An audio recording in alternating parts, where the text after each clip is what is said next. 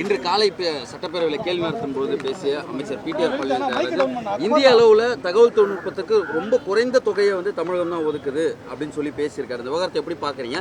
ஆனால் முதலமைச்சர் அனைத்து துறைகளிலுமே தமிழ்நாடு தான் மேம்பட்டு இருக்குன்னு சொல்றாரு. தகவல் தொழில்நுட்பம் தான் உலக அளவில் இப்போ வளர்ந்துட்டு இருக்கு. அந்த விவகாரத்தை எப்படி பார்க்குறீங்க? இந்த ரெண்டுத்துக்குமான கான்ஃப்ளிக்ட், முதலமைச்சர் பேசுறதும் பிடிஆர் பேசுறதும். என்று ஒரு கேள்விக்கு சட்டப்பேரவையில் பதிலளித்த தகவல் தொழில்நுட்பத்துறையினுடைய அமைச்சர் அவர்கள் அவருடைய அமைச்சகத்திற்கு மிக குறைவாக நிதி ஒதுக்கப்படுகிறதாக பகிரங்கமாக கூறுகிறார். அது மட்டுமல்ல, அசாதாரணமான நிலை அப்படிங்கிற ஒரு வார்த்தையும் பயன்படுத்துகிறார். ஆளும் கட்சியை சார்ந்த ஒரு அமைச்சர் அவர்கள் தன்னுடைய துறை தொடர்பாக துறை ஒதுக்கீடுகள், குறிப்பாக அந்த இலாக்காவிலே டைடல் பார்க் என்பது தொழில்துறையின் கீழாக இருக்கிறது, அது தகவல் தொழில்நுட்பத்தின் துறையின் கீழ் இல்லை என்பதை குறிப்பிட்டுவிட்டு அது ஒரு அசாதாரண நிலை என்றவும் குறிப்பிடுகிறார். இதில் நாம் ரெண்டு விஷயத்தை பார்க்கணும்.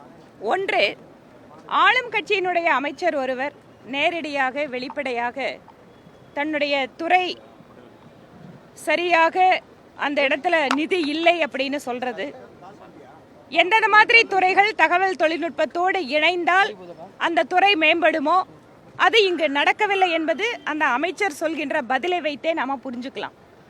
இன்னொன்று, மாநிலத்தினுடைய ஒரு அமைச்சர் அவர்கள் இதை நீங்கள் திறன் பெற்றிருக்கக்கூடிய அல்லது பணம் வைத்திருக்கக்கூடிய அமைச்சர்களிடம் கேட்டு வாங்கிக் கொள்ளுங்கள் என்றால் அவர் ஏதோ ஒரு மன வருத்தத்தில் இருக்கிறார் என்பதை புரிந்து கொள்ள முடிகிறது. அதனால்தான் உடனே குறுக்கிட்ட சட்டப்பேரவைத் தலைவர் நீங்கள் நேர்மறையாக பதில் சொல்லுங்கன்னு சொல்றாரு.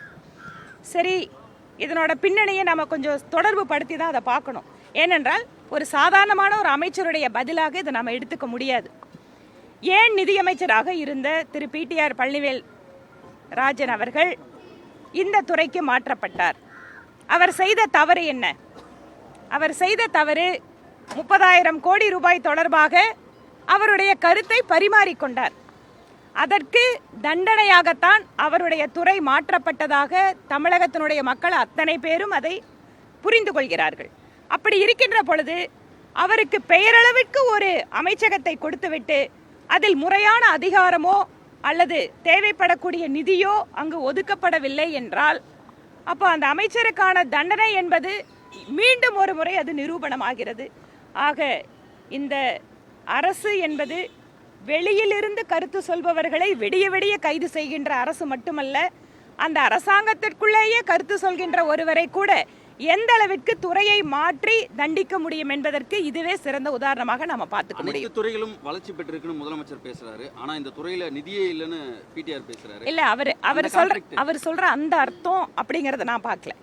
அதாவது தகவல் தொழில்நுட்ப துறைக்கு கீழே ஒன்று குறைவான நிதி அந்த துறைக்கு வழங்கப்படுகிறது. அவர் பார்த்துட்டு இருக்கிற துறைகள் என்ன?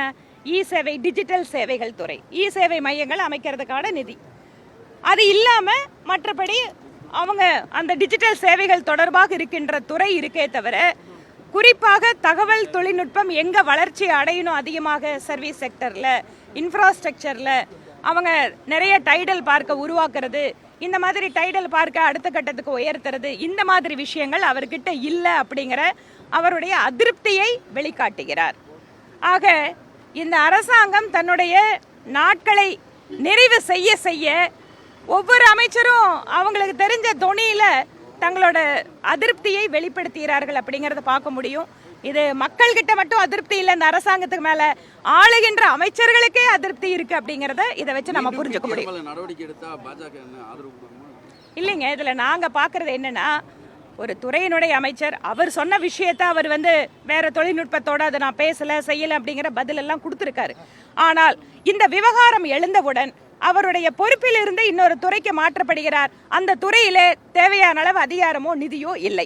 இதிலிருந்து நாம என்ன புரிஞ்சுக்கலாம்? இந்த அரசாங்கத்தில் வேறேதோ இடங்களில் செய்யக்கூடிய பண பரிமாற்றங்களை பற்றி ஒருவர் பேசுகிறார் என்றால் அவருக்கு தண்டனை இன்னொரு இலாக்காவை மாற்றி அந்த இலாக்காவில் பணமே இல்லாம வச்சுக்கிறது தான். செய்திகளை உடனுக்குடனும் துல்லியமாகவும் தெரிந்து கொள்ள சப்ஸ்கிரைப் பண்ணுங்க.